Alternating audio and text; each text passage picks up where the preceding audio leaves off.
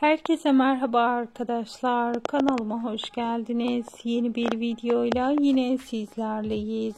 Sizler için sevilen dizi Uzak Şehir oyuncularının 36. bölümden yepyeni kamera arkası paylaşımlarını getirdim. Dizinin çekimleri hızla devam ederken her hafta reytinglerde yükselmeye devam ediyor. Son bölümde Bora'nın uyandığı göründü ve tabii bundan sonra herkes merak içerisinde. Bakalım senaryo hangi yönde değişecek? Alya ve Cihan arasına Boran girecek mi? Tabii tüm yenilikleri sizlere iletmeye devam edeceğiz. Bunun için kanalımı takipte kalmayı, bildirim zilini açık tutmayı unutmayın. Bir sonraki videolarımızda görüşmek üzere. Hoşça kalın.